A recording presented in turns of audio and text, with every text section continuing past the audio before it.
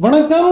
இந்த வீடியோல குழாய திறந்தா தண்ணி வராதுரா, ரத்தம் தான் வரும்னு சொல்ற அளவுக்கு ரத்த பூமி சீவலப்பேரியில பனமர காட்டுக்கு மத்தியில தாமிரபரணி ஆத்தங்கரையில நம்ம சொடலமாடசாமி கோவில் வாங்கின கதையை பத்தி பார்க்க போறோம்.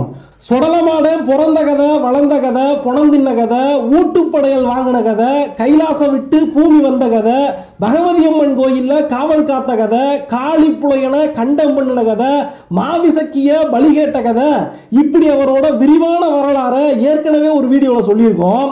இன்னைக்கு மலையாள மண்ணை விட்டு கொட்டாரக்கரை பகவதி அம்மன் கிட்ட பர்மிஷன் வாங்கிக்கிட்டு நம்ம சொடலா மறுபடியும் தமிழ் மண்ணை மிதிச்சு எத்தனை இடத்துல நிலைய வாங்கினாலும் எக்கச்சக்கமா பீடம் வாங்கினாலும் தலைமை பீடம்னு சீவலப்பேரியில இவர் எப்படி வந்து உட்கார்ந்தாருங்கிற சுவாரஸ்யமான வரலாறை பார்க்கலாம். முதல்ல சீவலப்பேரி அப்படிங்கிற இந்த ஊருக்கு என்ன அர்த்தம்னு தெரிஞ்சுக்கலாம். பல நூறு வருஷங்களுக்கு முன்னால பாண்டியர்கள் நம்ம தென் தமிழ்நாட்டை ஆண்டுகிட்டு இருக்காங்க. அப்படி பாண்டி நாட்டு பகுதியான இந்த ஊர்ல அப்ப செங்கோல் தாங்கி நின்று ஆட்சி பண்ணின ஸ்ரீ வல்லப பாண்டியன் அப்படிங்கிற ராஜா ஒரு ஏரியை கட்டுறாப்ல. இப்படி மன்னர் கட்டின அந்த ஏரிக்கு பேரு ஸ்ரீ வல்லபன் ஏரினே சொல்லப்பட்டுக்கிட்டு இருக்கு. அதுவே காலப்போக்குல ஸ்ரீ வல்லபன் ஏரி, ஸ்ரீவல்லப ஏரி, ஸ்ரீவலபேரி, சீவலப்பேரி ஆகி போயிருக்கு. இந்த சீவலப்பேரியில சுமார் 650 வருஷங்களுக்கு முன்னால சுடலமாட ஒரு அதிசயத்தை பண்ணி தன்னோட வருகையை காட்டுறாப்புல. அதுவும் யார்கிட்ட வந்து முதல்ல காட்டுறாப்லனா ஒரு 12 வயசு சின்ன பையன் கிட்ட போய் காட்டுறாரு. அந்த காலத்துல ஒரு கோனாக்குமார் வீட்டுல பிறந்த அந்த பையன் அவங்க அப்பாரு பேச்ச கேட்டு ஆடு மேய்ச்சி வராப்ல. சின்ன பயலா இருந்தாலும் 100 கணக்குல இருக்கிற ஆடுகளை பூரா பொறுப்பா மேய்ச்சலுக்கு கூட்டி வந்திருக்காரு. மத்த ஆளுகளை போல அந்த ஆட்டு மந்தைய பூரா அடிக்காம விரட்டாம பாசமா கொஞ்சிக்கிட்டே பத்திக்கிட்டு வராப்ல. அந்த சின்ன பையன் பேரு மாசானம். இந்த மாசானம் தான் நம்ம கதையோட ஹீரோ.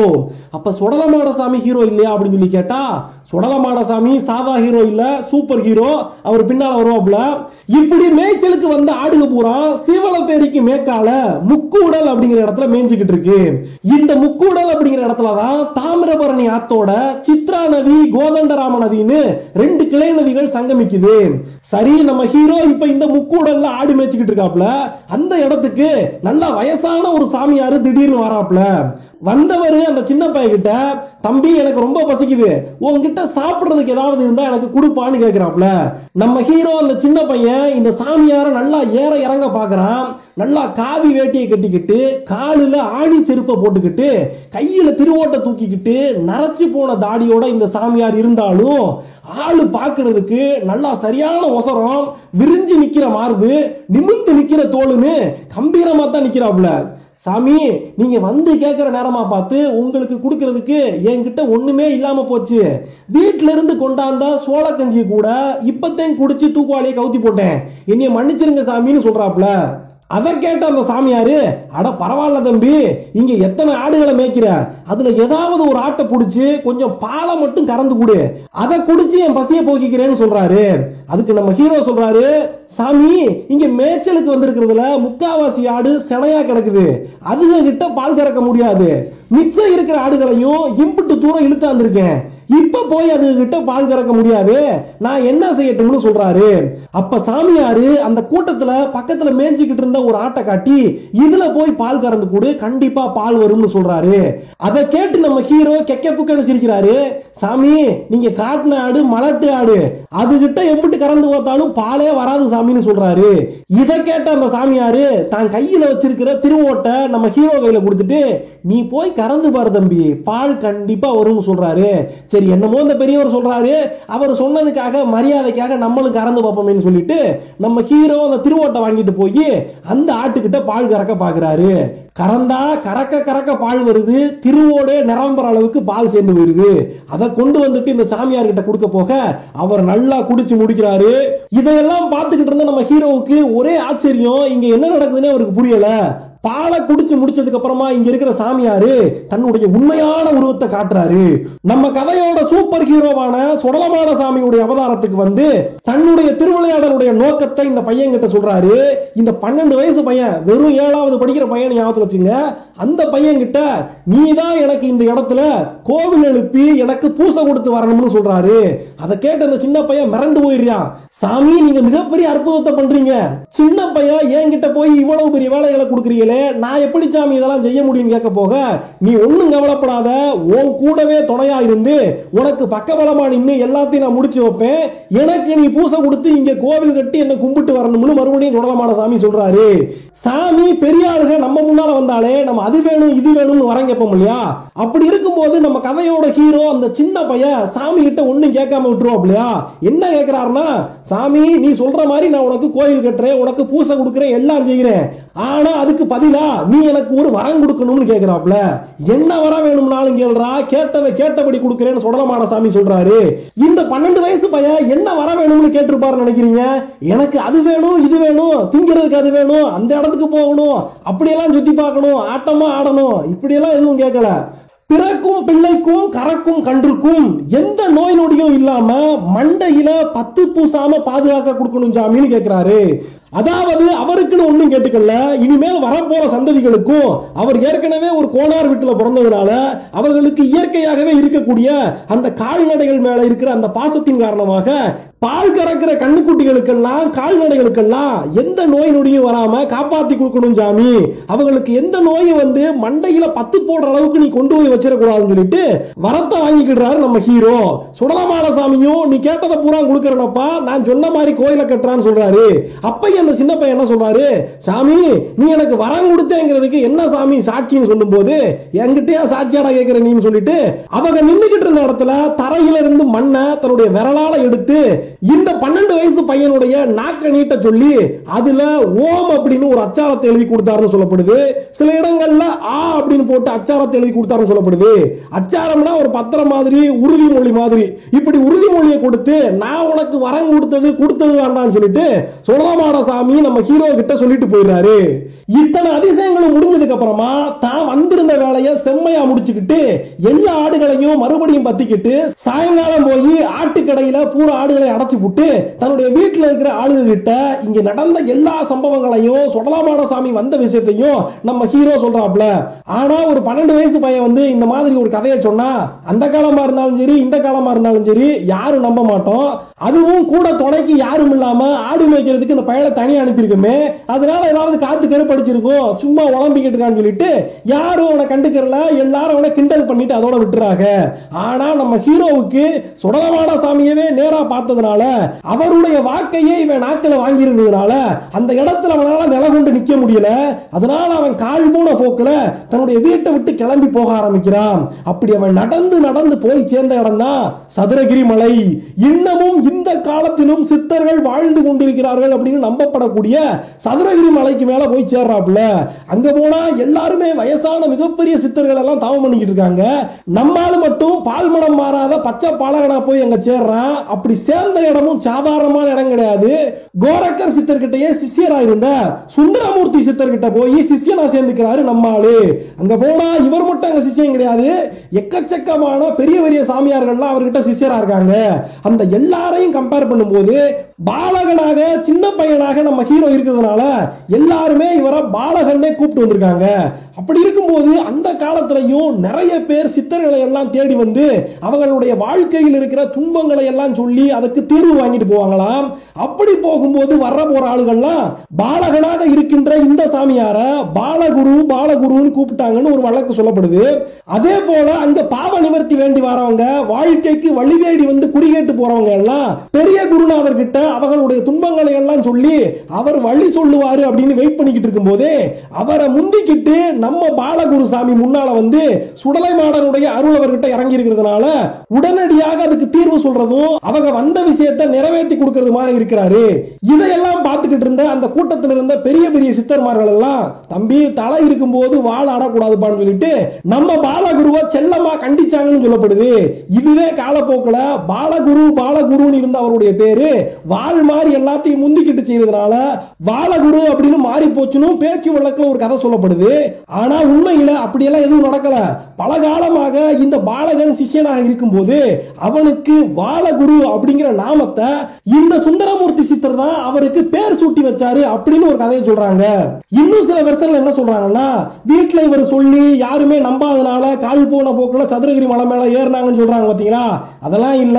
சுடலமாடனுடைய அந்த அருளை வாங்கினதுக்கு அப்புறமா சுடலமாடனுக்கு எப்படி கோவில் வச்சு கொண்டாடணும்னு தெரிஞ்சுக்கிறதுக்காக அவரே கிளம்பி சதுரகிரி மலைக்கு வந்து சேர்ந்தாரு அப்படி ஒரு கதை சொல்றாங்க.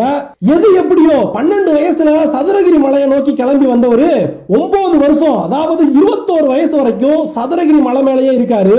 அதுக்கப்புறமா அங்கிருந்து கிளம்பி போய் 2-3 வருஷம் காசிக்கு போய் இருந்துட்டு அதுக்கப்புறமா தன்னுடைய 24 வயசுல தன்னுடைய சொந்த ஊரான சீவலப்பேரிக்கு மறுபடியும் திரும்பி வராரு நம்ம ஹீரோன்னு சொல்றாங்க. வேற வெர்ஷன் ஸ்டோரியில என்ன சொல்றாங்கன்னா 12 வயசுல கிளம்பி போனவர் அடுத்து 12 வருடங்கள், அதாவது அவருக்கு 24 வயசாகிற வரைக்கும் காசிக்கெல்லாம் போகல, சதுரகிரி மலை மேலேயே தான் உட்கார்ந்து இருந்தாரு. ஆனா அவருக்கு தலைமை குருவாக இருந்த இந்த சுந்தரமூர்த்தி சித்தர் அவர் காசிக்கு போறேன்னு சொல்லி கிளம்பி போகும்போது இவரும் கூட வரேன்னு கிளம்ப போக, உனக்கு வேலை சீவலப்பேரியில இருக்கு, நீ அங்கிட்டு கிளம்பி போறாசான்னு சொல்லிட்டு தீட்சை கொடுத்து அனுப்பி வச்சுட்டாருன்னு ஒரு கதை சொல்றாங்க.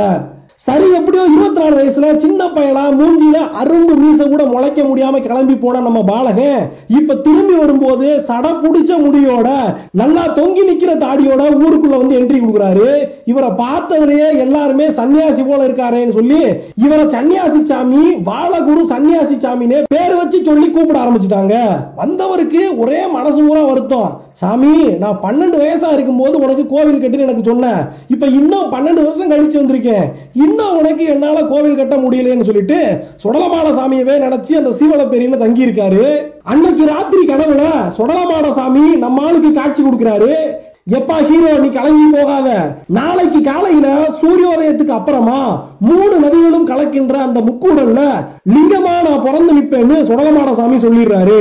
சொன்ன மாதிரியே மக்காநாள் தமிழ் புத்தாண்டு சித்திரை மாசம் முதல் நாள்ல சுடலமாட சாமி எந்த இடத்துல முதல்ல நம்ம மாசாணத்தோட நாக்குல மண்ணை தொட்டு அச்சாரம் எழுதி விட்டாரோ அந்த இடத்துக்கு மேற்கால தாமிரபரணி ஆத்தோட கிழக்கு கரையில சுயம்புவா தாந்தோணி லிங்கமா நம்ம சுடலமாட சாமி உருவாகி நிக்கிறாரு. இப்படி லிங்கமா உருவெடுத்திருந்த நம்ம சூப்பர் ஹீரோவுக்கு ஹீரோ பல பூஜைகளை பண்ணி அங்க கோவில் கட்டி அவரை கும்பிட ஆரம்பிக்கிறாரு. இப்படியே காலங்கள் போய்கிட்டு இருக்கு. அதுக்கப்புறமா ஒரு நல்ல நாள்ல மறுபடியும் சுடலமாட சாமி நம்முடைய ஹீரோவுடைய கனவுல வந்து காட்சி கொடுத்து அவருடைய உண்மையான உருவமான ஓங்கி ஒசந்து நின்று முறுக்கு மீசையோட முறைச்சு நிக்கிற முனிகளோட 4 கைகளோட வலது கையில அருவாளோட இடது கையில பொந்தந்தடியோட இன்னும் இருக்கிற 2 கைகள்ல சங்கு சக்கரதாரியாக காட்சி கொடுக்கிறாரு. இதே உருவத்துல இந்த லிங்கத்துக்கு பக்கத்துல எனக்கு செல வச்சு கோவில் எழுப்பி கொண்டாடிவாயான்னு நம்ம ஹீரோ மாசாணத்துக்கு கட்டளை போடுறாரு. இப்ப ஒரு சந்தேகம் வரலாம், எல்லாம் தெரியுது, சுடலமாட சாமி நல்ல உருவத்தை காட்டினாரு, கையில அருவா வச்சிருந்தாரு, பொந்தந்தடி வச்சிருந்தாரு, எல்லாம் சரி, என்னைய சங்கு சக்கரம் வச்சிருந்தாருன்னு சொல்ற, அது பெருமாள் சாமி தானே வச்சிருப்பாப்லன்னு ஒரு சந்தேகம் வரலாம். ஆனா சுடலமாட சாமியுடைய வரலாறை பார்க்கும்போது அவரை கைலாசத்துல இருந்து அவங்க அப்பா விரட்டி விடுறாப்ல. அப்படி விரட்டும் போதும் கூட தன்னுடைய தந்தை கிட்ட உரிமையாக எனக்கு பல வரங்கள் வேணும்னு சொல்லி சுடலமாட சாமி கேட்டு வாங்கி வராரு. அப்படி சுடலமாட சாமி கிளம்பி பூமிக்கு வரும்போது அவருக்கு ஆக்கிர வரம், அழிக்கிற வரம், கொள்ளுற வரம், வெள்ளுற வரம், பேய்களை எல்லாம் அடக்கிற வரம்னு பல வரங்களை வாங்கியிருந்தாரு. அதுல அந்த ஆக்கிர வரம், அதாவது உருவாக்குற வரத்துக்கு ஆதாரமாக சங்குவையும் அழிக்கின்ற தீமைகளை எல்லாம் அழிக்கின்ற அந்த வரத்திற்கு ஆதாரமாக சக்கரத்தையும் சிவபெருமான் தான் தன்னுடைய மகனுக்கு கொடுத்து அனுப்பி வச்சிருக்காருன்னு சொல்லப்படுது. இந்த அதிசயமான உருவத்தை சீவலப்பேரி சுடலமாட சாமியுடைய கருவறையில இருக்கிற சிலையை நம்ம பார்க்கும்போது நல்லா பார்க்க முடியும். அப்புறமும் காலங்கள் உருண்டோடுது. நம்ம ஹீரோ வாழகுரு சன்னியாசி போனாரு. சுடலை கொடுத்த வரத்தால அவரோட நாட்களை எழுதின அந்த அச்சாரத்தால அவர் சொல்லுற வாக்கெல்லாம் பழிக்குது. எல்லாம் நல்லபடியா போய் மக்கள் எல்லாம் நல்லபடியா வாழ்ந்துகிட்டு இருக்காங்க. இப்படி போய்கிட்டு இருக்கும் போது ஒரு வெள்ளிக்கிழமையில சாமிக்கு உச்சிகால பூஜையை நம்ம ஹீரோ கொடுத்துக்கிட்டு இருக்கும் போது சுடலை அசரீரியா வந்து பேசுறாரு, கட்டளைகளை போடுறாரு. எப்பா ஹீரோ, எனக்கு முன்பிறந்த முண்டனுக்கும், அதாவது பார்வதி தேவி பிள்ளவரம் கேட்க சிவனார் கொடுத்த கைகால்கள் இல்லாத சதைப்பிண்ட குழந்தை தான் அந்த முண்டசாமி. அந்த முண்டசாமிக்கு பிறகுதான் சுடலமாட சாமியா உருவம் எடுத்து வருது. அதனாலதான் சுடல சொல்லுவாரு, முன்பிறந்த முன்னனுக்கும் அவன் பின்பிறந்த பேச்சிக்கும் என்னை தில்லையில் ஆதரித்த தாய் எல்லக்காரி பிரம்மசக்திக்கும் துணைக்கு வழியில வந்த புதியவனுக்கும் எனக்கு இணையா என் கோட்டையில நிலையங்குடுன்னு சொல்லுவாரு. இப்ப முண்டன் சாமி யாருன்னு நமக்கு தெரியும். அது வேற யாரும் கிடையாது, சுடலமாட சாமி. இந்த உருவத்துக்கு வர்றதுக்கு முன்னால முதலாக எடுத்த உருவம் தான் இந்த முண்டன் சாமி. அடுத்து பேச்சி அம்மா வேற யாரும் கிடையாது, நம்ம சுடலமாட சாமியுடைய தாயார் பார்வதி தேவி தான் சுடலமாடனுடைய தாயார்னு சொன்னா பார்வதி தேவியுடைய அம்சம் தான் இந்த பேச்சி அம்மா. மயான பேச்சியா நின்னு முதல்ல இந்த பிண்டத்தை பெத்தெடுக்கிறா, சுடலமாட சாமியா உருவாக்குறா. அதுக்கப்புறம் கைலாசத்துக்கு தூக்கி போறா. அங்கிருந்து சிவபெருமான் இவர் ஒரு புடஞ்சாப்புற சாமியா இருக்கிறதுனால அங்கிருந்து பத்தி விடுறாரு. திரும்ப வரும்போது பாலகனாக திரும்பி வந்தாரு சில கதைகள்ல சொல்றாங்க. ஆனா பார்வதி தேவி மனம் பொறுக்காம வனப்பேச்சி அம்மாவாக அவதாரத்தை வரவழைத்து அந்த வனப்பேச்சி கிட்ட இந்த குழந்தையை கொடுத்து 21 படி சோறு வங்கி கொடுத்து குழந்தைய பூமிக்கு கொண்டு போய் வச்சு வளர்த்துவாராயின்னு சொல்லி அனுப்பினதாகவும் சொல்லப்படுது. இப்படியாக சுடலமாட சாமியுடைய தாயாரான பேச்சி அம்மாவும் சுடலைக்கு வலது பக்கத்திலேயே நிக்கிறாங்க. அடுத்து எல்லைக்காரி பிரம்மசக்தி அம்மா. இந்த பிரம்மசக்தியும் சுடலமாட சாமியுடைய தாயார் தான். சிவபெருமானுடைய நெத்திக்கண்ணில இருந்து பிறக்கிறாங்க. ஒரு மிகப்பெரிய முக்கியமான கிரிட்டிக்கல் மிஷனுக்கு நம்ம சிவபெருமான் அவருடைய நெத்திக்கண்ணில இருந்து பிரம்மதேவர் கிட்ட கொடுத்து பிரம்மதேவர் அந்த சக்தியை மெருகேத்தி சண்டா முண்டாங்கிற மிகப்பெரிய அசுரர்களை எல்லாம் அழிக்கிறதுக்கு அனுப்புறாரு. அங்க இருந்து அந்த அசுர கூட்டத்துக்கிட்ட இருந்து அவங்க அபகரிச்சு வச்சிருந்த சிவபெருமானுக்கு வந்து சேர வேண்டிய அந்த பொன்னரிய மாலையை கொண்டு வந்து அவர்கிட்ட கொடுக்கறாங்க. அதுக்கப்புறமா அந்த அவதார நோக்கம் முடிஞ்சதுனால பிரம்மசக்தி அம்மாவை சுடலமாட சாமிக்கு தாயாரா போய் பூமியில நின்று காத்து கொடுதாயின்னு சொல்லிட்டு சீவலப்பேரிக்கு அனுப்பி வச்சாரு சிவபெருமான். இப்படி இந்த 3 பேரும் கருவறையில் இருக்கிறாங்க. இவங்களுக்கு எதிர்த்தாப்புல வெளியில புதியவன் சாமின்னு ஒரு சாமி நிக்கிறாப்ல. அது என்னையா சாமி புதியவன் சாமி? சாமிக்கு பேரே புதியவனான்னு கேட்டா இந்த புதியவன் சாமி சாதாரணமான ஆளே கிடையாது. இதே திருநெல்வேலி சீமையில நம்மள போல ஒரு சாதாரணமான மனுஷனா வாழ்ந்து கடைசியில வஞ்சகத்தால சூழ்ச்சியால கொல்லப்பட்டு தன்னை கொன்னவங்களை எல்லாம் பழி வாங்கணும்னு சொல்லிட்டு இந்த சீவலப்பேரி சுடலையுடைய காலடிகளை வந்து சேர்ந்து அவரும் இங்கேயே நிலைய வாங்கி சுடலைக்கு துணையாக காவலாக இங்கே தங்கினாரு. இவருடைய கதை மிகப்பெரிய கதை, அதை அடுத்த வீடியோல பார்ப்போம். இப்படி இந்த புதியவன் சாமி மேக்க பார்த்தாப்புல நின்னார்னா அதே கல்லுல பின்னால பக்கத்துல தான் முண்டன் சாமி கிழக்க பார்த்து நின்னாப்புல நமக்கெல்லாம் அருள் புரிஞ்சு வராரு. இப்ப கதையில எங்க போயிட்டு இருந்தோம்? சுடலமாட சாமி மறுபடியும் வந்து கட்டளைகளை போடுறாரு. என் கூடவே இந்த 2 தாயார்களுக்கும் புதியவனுக்கும் முண்டன் சாமிக்கும் நிலையம் கொடுத்து வாயான்னு சொல்லிட்டு இதையெல்லாம் கேட்ட நம்ம ஹீரோ சொல்றாரு, சாமி நீ சொன்னதைத்தான் இத்தனை காலமா நான் செஞ்சு வந்தேன். இனிமேலும் நீ சொல்றபடி இந்த தெய்வங்களுக்கு எல்லாம் நான் நிலையங்களை கொடுக்க போறேன்.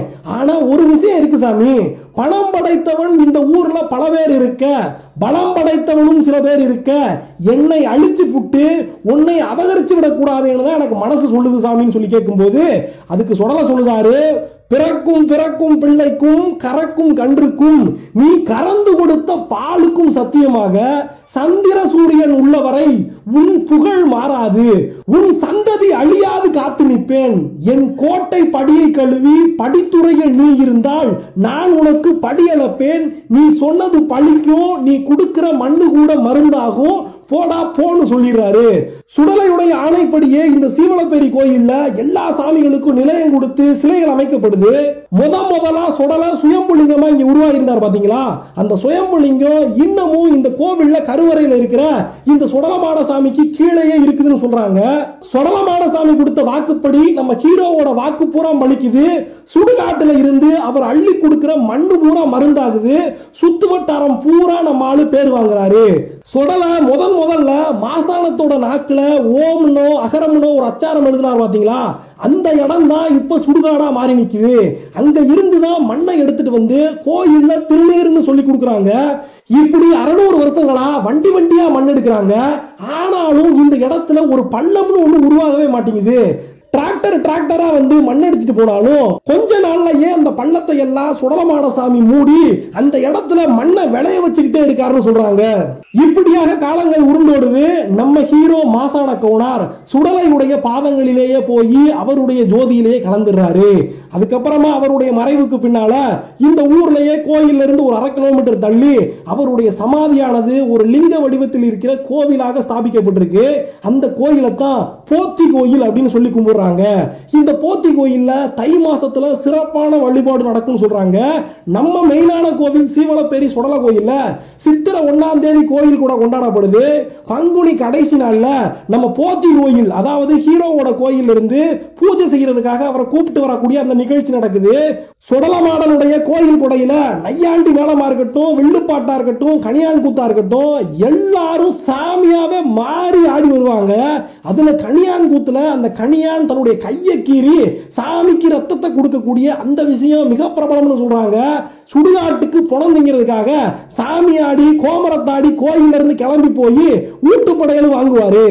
நம்மெல்லாம் சாமியாடின்னு சொல்ற மாதிரி இந்த திருநெல்வேலிக்காரங்க தூத்துக்குடிக்காரங்க எல்லாம் கோமரத்தாடின்னு சொல்லுவாங்க. இப்படி சாமியாடி போய் ஊட்டுப்படையல் வாங்கி வருவாங்க. அன்னைக்கு மட்டும் கோவில் முன்னால இந்த முண்டஞ்சாமி இருக்காரு, அவருக்கு மட்டும் ஆடு பன்னி கோழி இப்படி எக்கச்சக்கமான வழிகளை கொடுத்து தள்ளுவாங்க. இதுல இந்த ஆடு பன்னி இதோடைய ரத்தத்தை எல்லாம் கலந்து சோத்துல நல்லா திரள போட்டு வானத்துல எரிவாங்கன்னு சொல்றாங்க.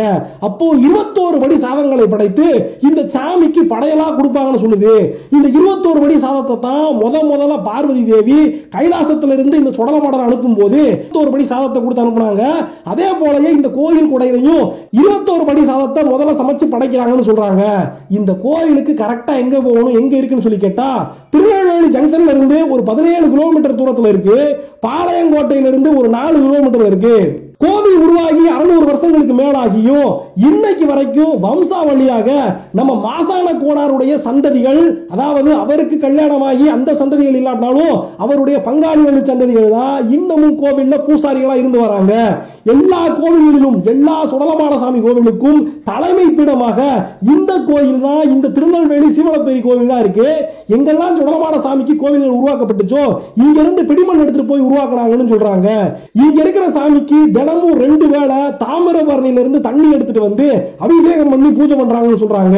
எப்படி இங்கிட்டு மதுரை பக்கம் எல்லாம் சத்தியம் போடுறதுக்குனே கருப்பசாமி கோயிலை கட்டி வச்சிருக்கோமோ அதே மாதிரி இங்க சுடலமாடன் கோயில் சத்தியம் போட வந்து பொய் சத்தியம் போட்டோம்னா கொல்லாம விடவே மாட்டாரு. அவர் எவன்டா தப்பு செய்வான், எவன்டா அடிக்கலாம்னு சொல்லி காத்துட்டு கிடப்பாரு. அதனால நல்ல மனசோடவே சுடலை தேடி போக முடியும், கெட்ட மனசோட யாரும் போய் அவர்கிட்ட தப்பிக்க முடியாது. இந்த வீடியோல சுடலமாட சாமி எப்படி சீவலப்பேரியில கோவில் வாங்கி உட்கார்ந்தாரு அப்படிங்கிற கதையை மட்டும் தான் சொல்லியிருக்கோம். ஆனா உண்மையிலேயே அவர் எப்படி புறப்படுக்கிறாரு, எப்படி வளர்றாரு, எப்படி சுடுகாட்டுல போய் புடங்குங்கிறாரு, எப்படி கைலாசத்துல இருந்து பூமிக்கு வந்தாரு, எப்படி கேரள தேசம் பூரா சுத்தி வந்தாரு அப்படிங்கிற ஒரு மிகப்பெரிய ஆச்சரியங்களும் அமானுஷ்யங்களும் நிறைஞ்ச கதையை ஏற்கனவே சொல்லியிருக்கோம். அந்த கதையுடைய லிங்க் இப்ப நீங்க டிஸ்கிரிப்ஷன்லயும் பார்க்கலாம். இந்த வீடியோ முடியும் போது எண்டு கடலையும் சுடலமாட சாமியுடைய வரலாறுன்னு வரும். அதை தொட்டு பாத்தீங்கன்னா ரொம்ப சூப்பரா இருக்கும் அந்த கதை. இந்த வீடியோ அடுத்தபடியா சீவலப்பேரியில சுடலமாட சாமி கிட்ட எப்படி புதியவன் சாமி வர வாங்கி உட்கார்ந்தாரு, அது என்ன பேரு புதியவன் சாமி அப்படிங்கிற அவருடைய கதையும் தெளிவா பார்க்கலாம்.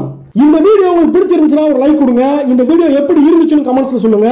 இதே மாதிரியான ஆன்மீக தகவல்களை நீங்க தெரிஞ்சுக்கிறதுக்கு இந்த சேனலை சப்ஸ்கிரைப் பண்ணி பெல் ஐகானை கிளிக் பண்ணி ஆல் அப்படிங்கிற ஆப்ஷனை தொட்டு வச்சுக்கோங்க. உங்களுக்கு பிடிச்ச கோவில்கள், உங்களுக்கு பிடிச்ச சாமிகளை பத்தி வீடியோக்கள் போறதுக்கு இந்த வீடியோட கமெண்ட்ஸ்ல சொல்லுங்க. நன்றி, வணக்கம்.